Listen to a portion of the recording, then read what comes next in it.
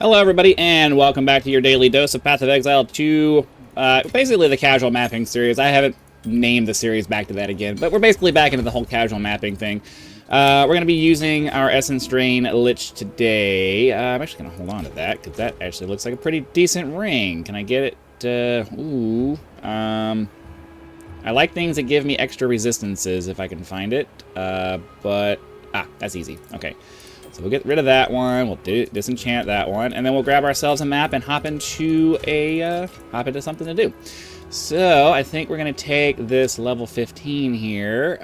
We can take this elemental resistance as one because this is a chaos build, which means we don't really need to worry about it. Let's try to find something that has a boss in it so that ideally we can get a guaranteed map back out of it. This one looks good. Let's try that one. Wrong thing. I think I just picked a, I'm trying to just do blue maps. I'm not even really trying to do,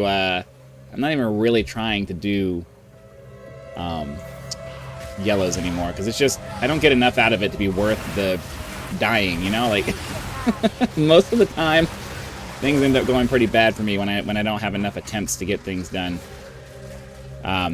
So, as I've stated in previous videos, I feel like the process is backwards for the difficulty on this game. I feel like more difficulty should give you more attempts, not fewer, but that's a philosophy that people who are looking for max difficulty are going to disagree with, so it is what it is. That's okay. This is our Essence Drain Lich. If you haven't seen it before, we basically just try to spread AoE around over as much as we can. Just let everything kind of die. Not that hard, not that bad. And because there isn't, and then once we get one of those, we pop the totem down and let that help out with the DPS. Let the AoE do its thing, let the totem do its thing, and then they die. There we go. Okay, so yeah, we just continue running around, trying to find our guy, trying to find all of the rares, and continue doing all of that. Tell you what, I am looking forward to the next update for this game because it sounds like we may be getting new acts, and I am certainly interested in that. I am very much more about story than I am about gameplay. I mean, the gameplay needs to be good, don't get me wrong. I don't like playing games that feel super clunky regardless of how good their story is. The gameplay still has to be there. But, you know, I can only repeat the same process so many times before I'm just like, all right, I'm ready to do something else now. So, you know, in-game for any game has never been that appealing to me because it you know, by its very nature, it's going to be a hyper repetitive process that I don't know. I have a hard time getting interest. I have a hard time maintaining interest in. Can I move, please? Thank you. So yeah. I'm looking forward to the next update because ideally we're gonna get, I don't know, some people are wondering whether it's gonna be, you know, maybe 1 act or 2 acts or something like that, and I'm like, well, I don't know. How do you make it so you don't have to? How are you gonna make it so where? What am I trying to say here? The repeating aspect of it is what I'm getting at, and I think you know what I mean already. It's like, you know, right now they have us repeating acts 1, 2, and 3. If they only release act 4, what are we going to do? We're going to play through acts 1 through 4 and then what? Repeat acts 1 and 2 for the cruel? Or I think they just need to release the rest of the story so that we can get the rest of the story and so that we don't have to do any more repeating of content to get to the end game. I have said multiple times that I think it was a mistake for them to shift their focus away from completing the campaign in the first place and trying to put some kind of serious end game. I mean, it's early. Everybody wants to talk about how, oh, it's early access, it's early access. Well, yeah, it would have been a much better early access title if they had just finished the story, finished the campaign, had that fully polished and ready to go as the early access release, and then over the course of the year, they fleshed out the rest of the classes and fleshed out the rest of the end game content. Now, I know the people who love to grind on the in-game content would have been mad, but I don't think that, I don't know. Personally, I think it would have just been a much better product starting out of the gate if they had just focused on finishing the base game and, you know, getting the classes that they were putting out as finished and polished as they could. The decision to kind of half-ass put together an end game pissed a lot of people off, to be perfectly honest with you. And, you know, I think people would have been a lot more satisfied with a completed base game that was just, you know, you went through it, you got through the story, and then if you wanted to wait for the end game, you could wait for the end game. Otherwise, you paid for early access to a story that was going to be free in the first place. I don't know. That's how I think about it. Alright, so we just gotta try to burn this one down. Or gonna, as it goes after me. Stop it!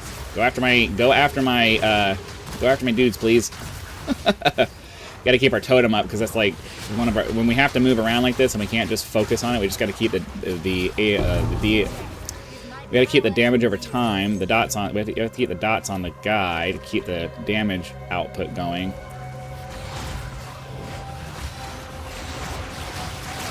And then just wait for him to kind of die and wait for our totem to take him out. The biggest reason why I mean, the build I have is what's making us use a totem, but I found that it's a pretty... How is that there? Okay. I have found that the totem is a pretty decent output for DPS. It's really nice. You can just plop it down, and while everything's trying to shoot at you, your totem's just steadily sitting there doing single target DPS against your thing. It's not like crazy DPS. Like, you're not gonna get, you know, it doesn't melt bosses or anything, but it's enough to drastically increase the speed at which you kill things. So I'm pretty satisfied. Like, whenever I see blues and yellows and stuff like that, I'll just plop the totem down. So I'm just waiting for these guys to die. I want to see. Are we at level 18 for skill gems yet? What do we need? Ooh, I actually don't have enough intelligence. I'm high enough level. I just don't have enough intelligence. Where would I get some intelligence? I think I need strength and dexterity a little bit for... Huh, I don't know. I have to take a look at that off... I'll have to take a look at that off camera, because it would take me a while to figure that. It's going to take me a while to figure out where... I needed strength and dexterity for a couple of things, I think, but I don't remember what it was for, so... Who knows?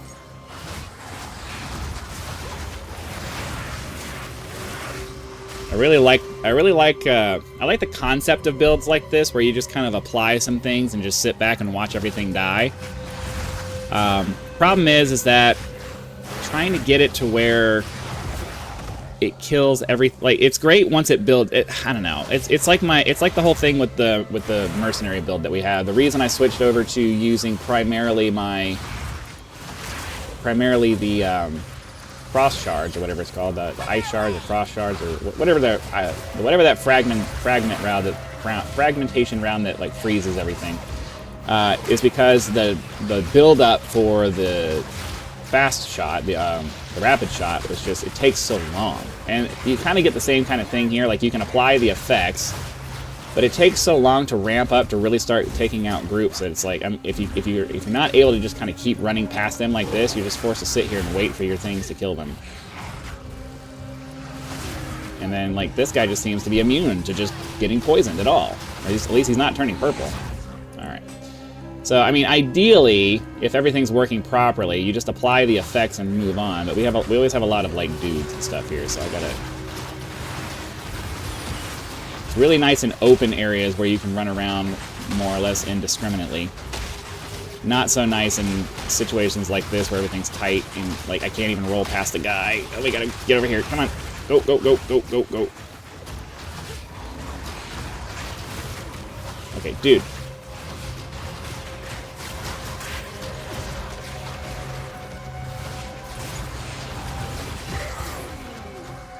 The regeneration, the regeneration in this game, I'm sorry. There's certain things I don't think that monsters should have. Right? Make them difficult.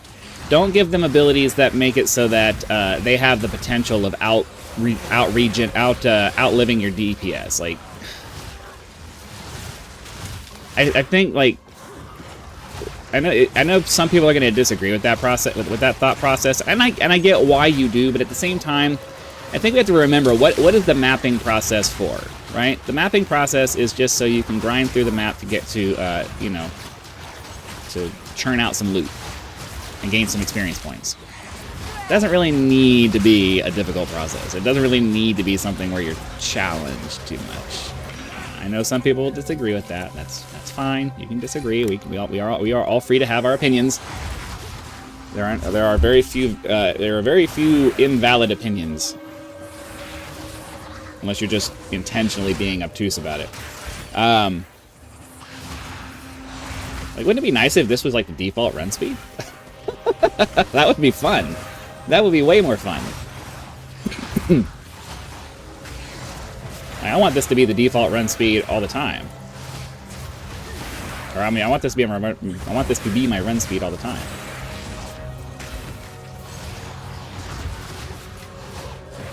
I don't know. I think that would be way more fun. You know, maybe not during the campaign. Maybe not during the campaign. Maybe a fair bit slower during the campaign. But for mapping, like, oh, now I feel like I'm running through mud. Ugh. Okay, where am I going here? Let's go off to the left, and we'll go over there and get that guy there, and then we can move on to the guys up there. So yeah, that would be a much more fun run speed.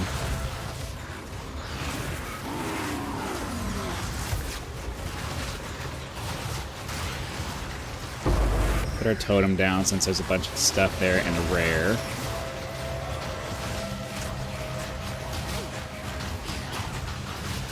Okay, we'll just try to burn them down now. Don't really need those, but we'll take the ultimatum, because why not? Put the totem down, because it's rare. Just try to stay close so we can keep our debuff auras on him. Our Essence Drain forks off of him, or chains, or does something. I forget what specific support gem I have on it, but it will hit that and move on to something else. So I can just focus fire on this guy, and it'll ricochet off onto other guys and cause them to all take damage as well. Alright, awesome. So we'll continue moving on towards the rares off in this direction. Or not. I guess we have to go back around. And unfortunately, I don't think we have any checkpoints over here. Yeah, see, we still have the not enough checkpoints problem. It's like they've talked about going out of their way to try to like make navigation around the map better, but I still find that for the most part I still have to run across the map entirely on my own instead of being able to quick travel back to the other side. Like, how hard is it to say, like, write a programming rule that says if what's the logic here? If location or like have a radius around these checkpoints, and outside of that radius there has to be at least one checkpoint, right? Like, it can't be that difficult to say you must have a checkpoint. You must have a checkpoint X distance away across the map.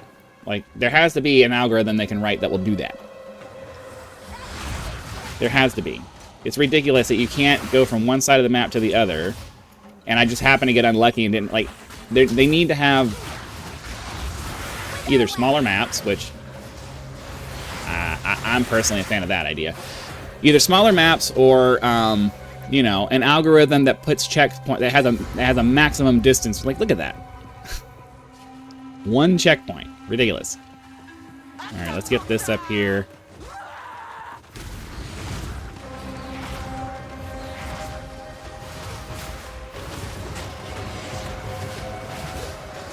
Okay, try to get this.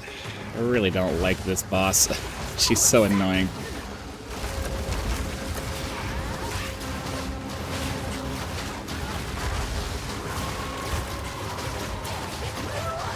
Try to keep all of our all of our damage over time on her as best we can.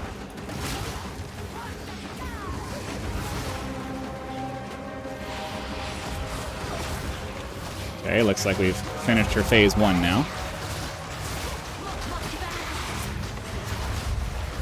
And just gotta burn her down at this point. If she tries to burn me down. Don't want to let her burn me down. That's no bueno.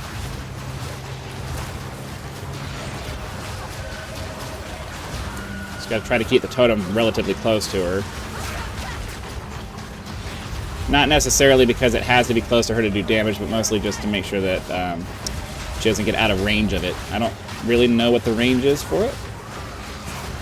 So I feel like it's better to just keep the totem. It doesn't really cost that much to move the totem. So I don't mind just popping it down again.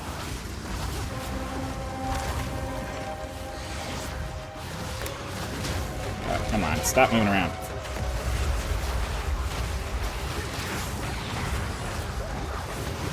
It's also just a good habit to keep plopping the totem down every once in a while, because they only have a limited lifespan, and sometimes the boss will kill it, and you don't realize it. So it's better to just continually pop those down just to stay on top of it. But yeah, that's going to be it for today's episode. Hopefully you guys had lots of fun. Be sure to click the like button, subscribe to help us reach 10,000 subscribers. Join as a member for early access to videos, among other perks, where you can just leave YouTube's version of a tip with that thanks button. I also have PayPal and Patreon links for those of you who prefer to go that route, because some people do like to go outside of YouTube to help out with channels.